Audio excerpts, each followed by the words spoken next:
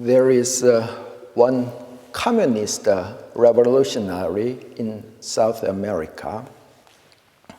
He was born in a very rich family. He was typically the spoiled, undisciplined young person.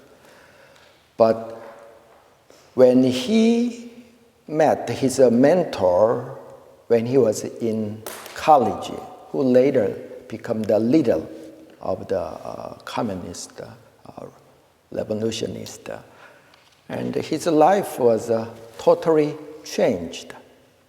Before he met his teacher, he was very sensitive, vulnerable, very weak person in his mind.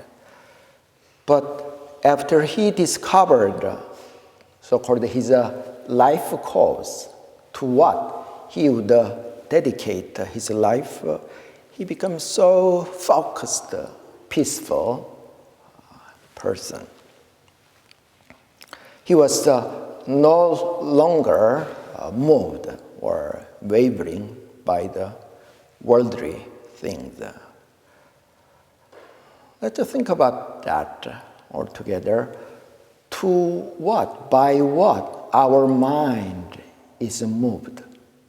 Our mind become attracted or distracted. It's usually by some worldly things. Some comparing mind, jealousy, a lot of things that arise in our mind may be the root cause that disturb our mind. So think about that communist revolutionary. He's not interested in meditation or spiritual practice. But after he discovered his life goal, he became very centered and peaceful person. When people come to the One Dharma Center, from time to time, I ask, what made you to be interested in meditation or other forms of spiritual cultivation? They usually reply, they would like to maintain very tranquil, peaceful, focused state of mind when they are involved in their daily activities. So they would like to enrich their life by means of spiritual practice. I think that direction is great. But how much we can live in a very peaceful or centered life is not necessarily depend on whether we are a practitioner or not, or how much we spend our time on the meditation cushion, etc.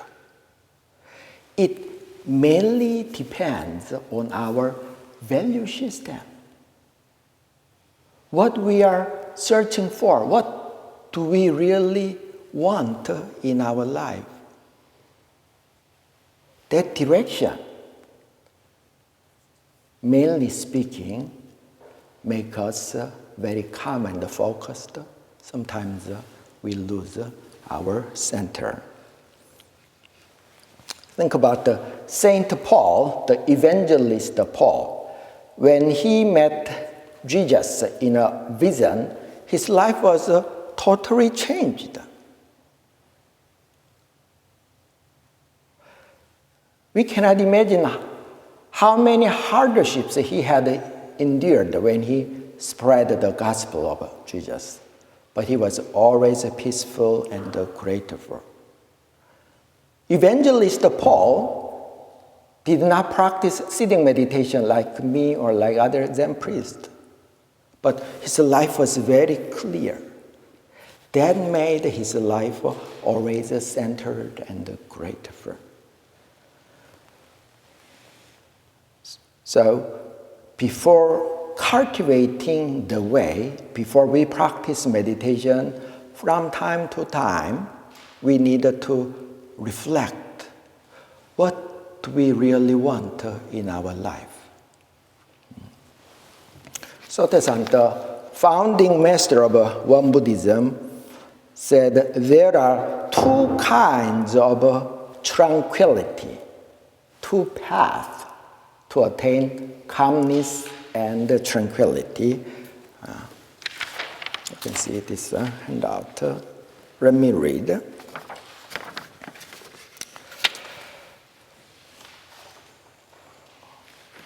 Sotasan, the founding master of Won Buddhism, said, in general, a human being lives either in a state of motion or at rest. And there are two aspects of mental calmness: external concentration and calmness, and internal concentration and calmness. By external concentration and calmness, it's meant that you remove the source of mara or obstacles which would disturb your mind. By refraining from foolish and disturbing things, this requires you to make a mindful choice of right from wrong in accordance with the moral standard of righteousness in any adverse condition. By internal concentration and calmness, it's meant that you cultivate mental calmness by keeping defilements from arising. For this, you may practice intoning the name of Buddha or sitting meditation when you are free from work. You will be able to attain mental stability by practicing both external and internal calmness, as each is the basis of the another.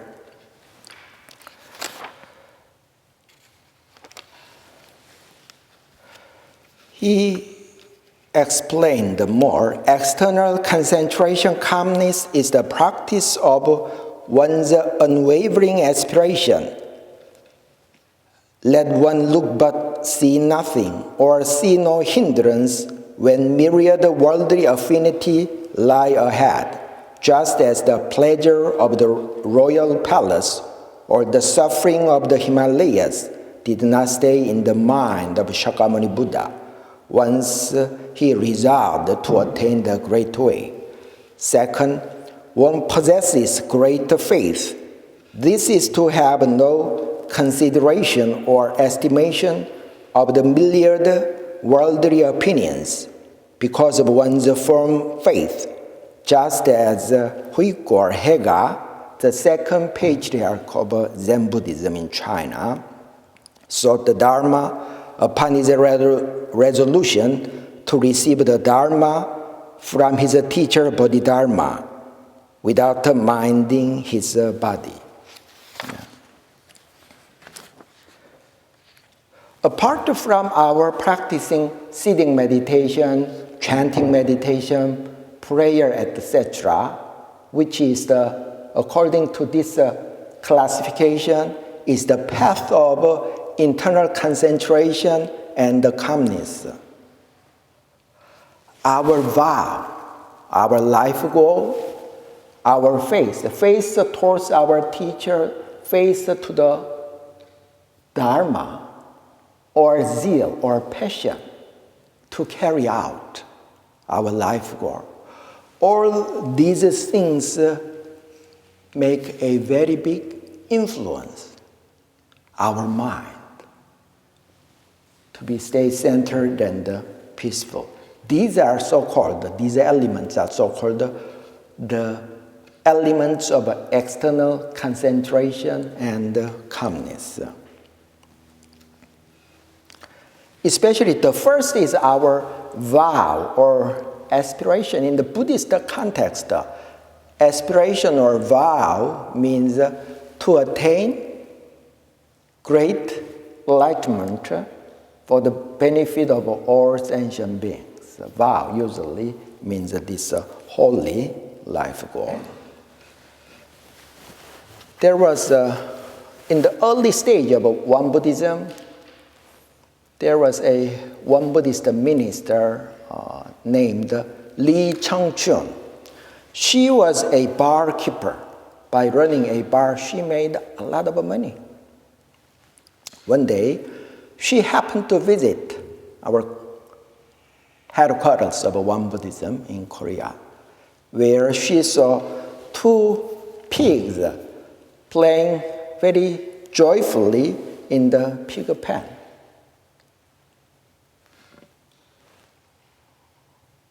She told to her friend, it's just like seeing her life. It was a great turning point. That just a simple seeing provided her a great awakening. So she donated all the money she had made to the One Buddhism and became a minister. She changed her life direction. In my case, I have read hundreds of times that the chance being born as a human being and the chance to meet the Buddha Dharma is very slim. We heard that a lot of times. But one day I really deeply felt that in my mind. It's really, really true. It's not exaggeration. So that was also a big turning point for me to decide my mind to become a Buddhist priest. After that, I was not that much disturbed or moved by the worldly things. It did not come from my practicing sitting meditation or chanting. My value system was changed. As you may know, my car is a Honda Civic 2002 model. Even though I become a billionaire, millionaire, I think I will drive the same car.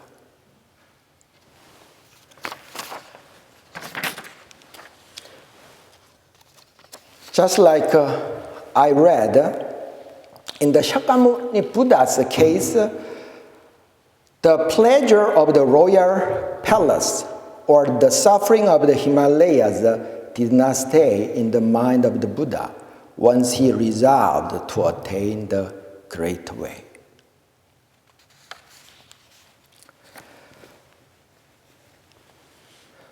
One student asked to our founding master, he asked, by what method should I cultivate so that I may eliminate all the desires, focus single-mindedly on the cultivation of the way, and lead a life of tranquility and comfort like the Buddha?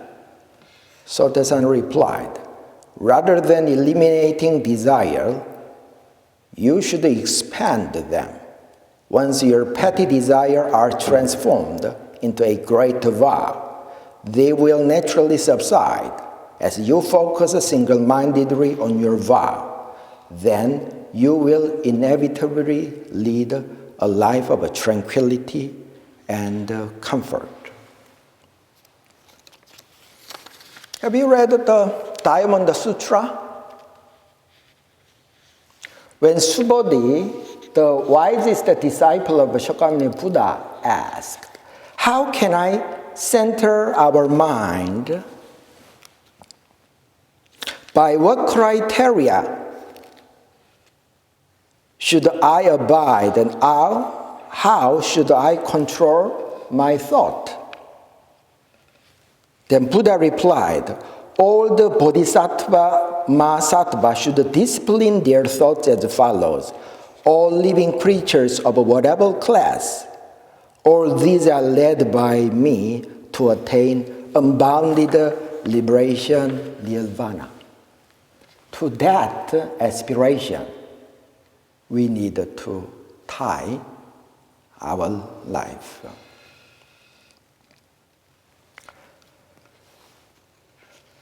So our founding master said, the most urgent thing in our life is to believe or realize the truth of neither arising nor ceasing, and the karmic principle of cause and effect. That belief or realization is the most urgent, important thing.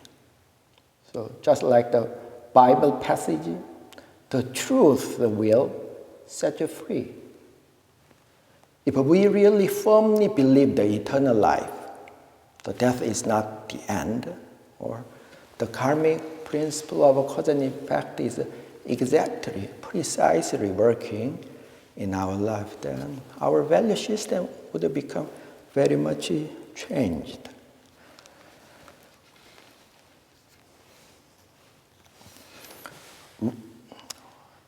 Zen master Hwang Byuk is the teacher of Rinzai. Rinzai, you may be familiar with the Zen master Rinzai. Master Hwang Byuk was the mentor of the Chinese emperor. One day, Hwang Byuk and the king went out for an excursion to the Yangtze River. In the early spring, they saw a lot of boats where the noble person riding in to enjoy the spring scene. And the emperor said, "Wow, there are a lot of boats in the river." But the master replied, "Your Majesty, I just see two boats. One boat chasing for fame, another boat chasing for wealth." So as I said, before we practice meditation, we needed to reflect what we are really searching for in our life. That is the foundation of our practice. They say Heart Sutra is the condensed form of all Prajna literature, which is the essence of the Buddha Dharma. Heart Sutra ends with Kate Kate Parakate Parashankate Bodhisvaha. This is a Prajna mantra, which means gone, gone, gone beyond, far beyond, now awakened, or what an awakening. So this Prajna mantra, Kate Kate, is not only the conclusion of the Heart Sutra, but also it's the conclusion or the essence of the old Buddha Dharma. This is what Shakyamuni Buddha really would like to say to his students. So he asks us to constantly reflect upon the direction of our life. When we were young, we were interested how pretty we are, how tall we are, etc. But as we become more mature, sometimes we lose interest in that things. The person who become really mature very naturally come to be interested in something eternal life. So they say, life is short, art is long. We practitioners need to search for something eternal. So let's all give rise a great aspiration to attain great enlightenment for the benefit of all sentient beings. It starts in a very conceptual level. How can we save, help all sentient beings? We all have a lot of our own problems and issues.